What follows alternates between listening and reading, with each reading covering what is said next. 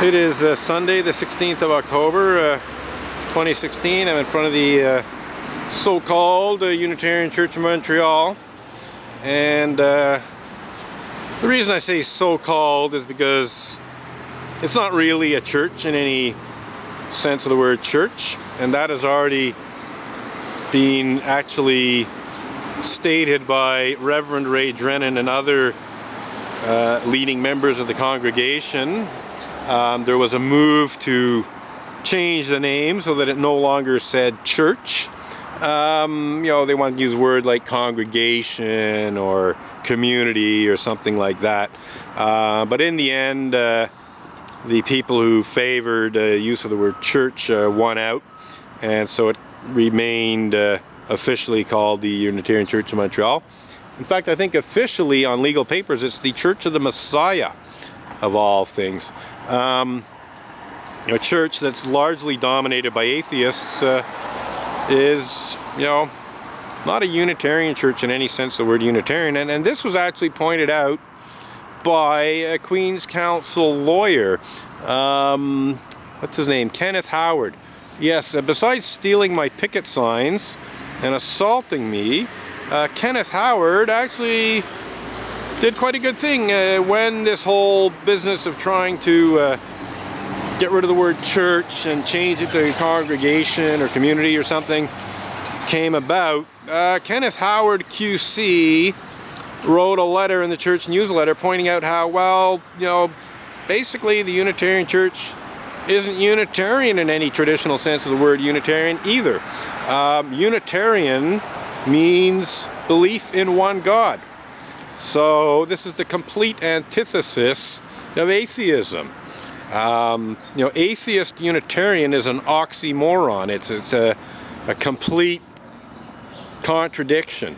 And yet, you know, as a result of you know, church in quotation marks history that spans actually more than a century now, you know, it came about that Unitarians not only welcomed atheists, but basically, I'd say by the mid-20th century, Unitarianism in Canada and elsewhere was largely dominated by atheists. You know, the atheist faction of the church essentially controlled the church. So yes, it's quite misleading to call this institution Unitarian Church of Montreal when A, it's not really Unitarian in the sense of belief in one God, and not really much of a church either when it comes to worship and so on. So is it a Unitarian church? Yes. Okay. You know, I took a taxi, it took me... Oh, they like to do that to make more money.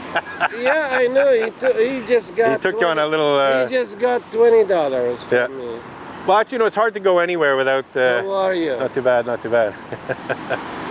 So, here I go, huh? Here you go, yeah. This is my first time. Right.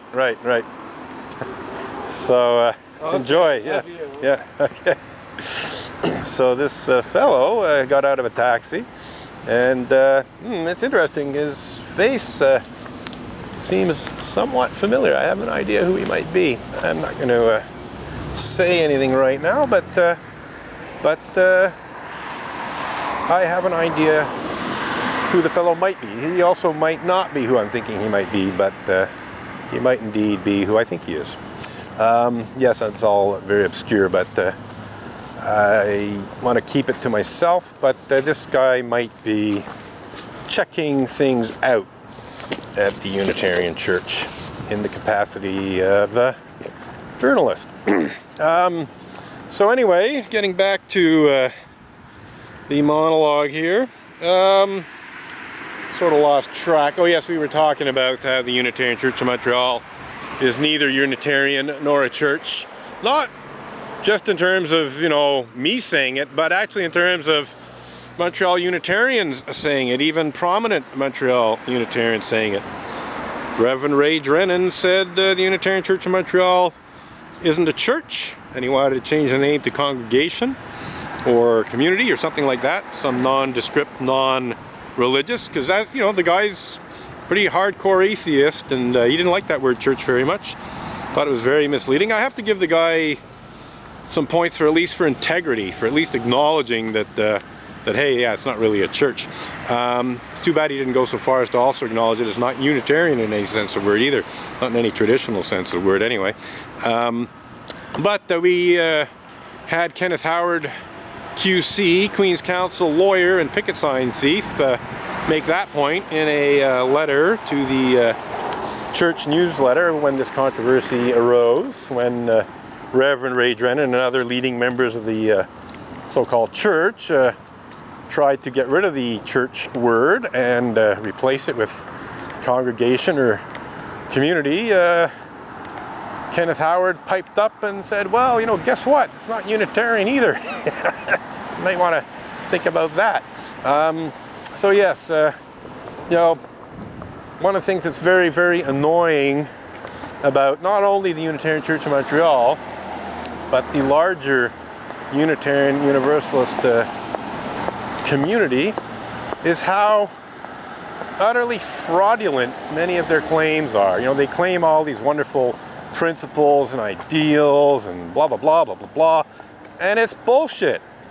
It's just bullshit. I mean, it's just not true. I mean, I'm not saying that they don't sometimes live up to their ideals. Yeah, sure, sometimes they do live up to their ideals. But, you know, they consistently and continually and repeatedly make a total mockery of everything they claim to be. And they refuse to acknowledge when they screw up. You know, it's one thing to screw up. It's one thing to fail to live up to your claims, principles, and ideals. And then say, you know what, I screwed up. I failed to live up to my ideals, and I'm going to try harder to live up to my ideals. You know, that's one thing. It's another thing to fail or even outright refuse to live up to your claimed principles, ideals, and obstinately refuse to change. You know, obstinately refuse to acknowledge any failure or wrongdoing on your part. And this is where Unitarian Universalism is really, truly pathetic. I don't mind using that term. You know, the consistent failure, the consistent outright refusal to practice what Unitarian Universalism preaches on the part of Unitarian Universalist clergy, on the part of Unitarian Universalist lay leaders, on the part of the, you know, Unitarian Universalist Association as an institution, on the part of numerous individual Unitarian Universalist churches as institutions.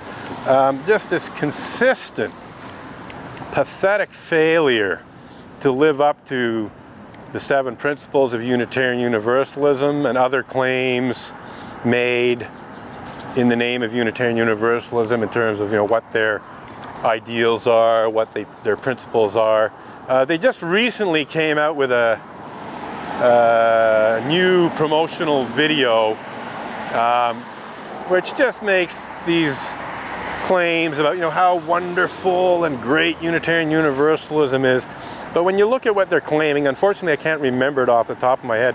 When you look at what they're claiming, it's just like made a mockery of by the actual words and actions of Unitarian Universalists. You know, they just make a total, you know, they claim to be brave when in fact they're provably incredibly cowardly in certain situations. Okay, it's starting to rain. I don't want my picket signs to get soaked, so I think I'm going to temporarily bag them.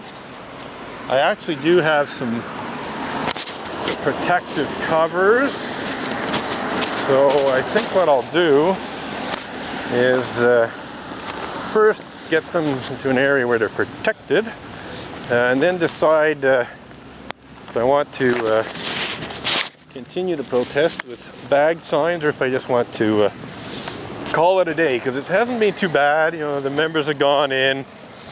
You know, I could just call it a day. Anyhow, let's just see what time it is. Hang on a sec here. So 10:45-ish. So yeah, my picket signs did get a little wet there. So yeah, it just started raining, and I won't say it's not a downpour or anything, but it sort of came with little warning. Came down not hard, but hard enough to get my picket signs wet before I could get them out of the rain. So now I have to decide what to do here. So if I bag them, that could be problematic, considering how wet they are. Yeah, I think I may just yeah, I'll bag them for now. I'm a little worried about them developing mildew or something if I don't properly dry them out. But for the time being, we'll keep displaying them and maybe display fewer of them. Oh yeah, okay, I'll put that one.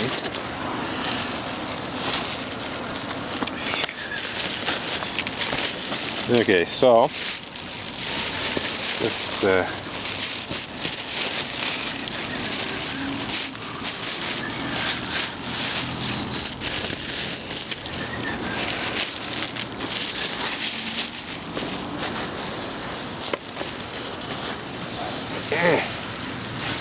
there we go. Da, da, da, da, da.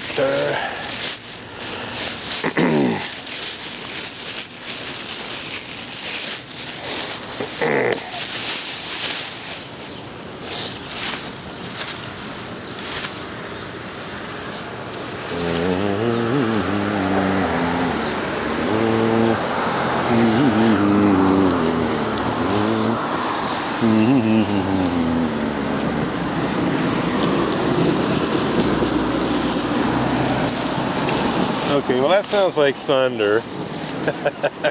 So I think we're just gonna call it a day, and go get a proper breakfast or something. I had a little breakfast before heading out, but I could certainly do with a little bit more substantial breakfast, or at least a coffee or something. So yeah, I think we're done. We're just going to bag the signs and take them home and dry them out so that they don't get all moldy. And yeah, see, that's it. Is, you know, it's like, it's what's called maintenance. You know, like, I know that if I ignore the signs, if I leave them wet and bagged up, that they'll develop mold. You know, that they'll basically get unsightly and need to be replaced and so on. Whereas if I properly dry them out quickly, I'll avoid that problem. Well, that's quite the analogy in terms of how Unitarian Universalists deal with clergy misconduct and other Unitarian Universalist injustice, abuse, and hypocrisy. Instead of dealing responsibly with the issues when they first come to their attention in letters of complaint and so on, they just pretend nothing's wrong. They just bury their heads in the sand and do nothing to try and fix the problem. They let the problem fester. They not only let the problem fester, but they often escalate the problem by, you know, doing things to, you know, like try to silence the protester, try to intimidate the person complaining about clergy abuse and so on. So instead of doing what is necessary to deal responsibly with the problem, they ignore it, they pretend nothing's wrong, or they do their best to, you know, try and silence the person who's saying there's a problem, you know, and in doing so, they just make the problem worse. And a very, very good example of that is the fact that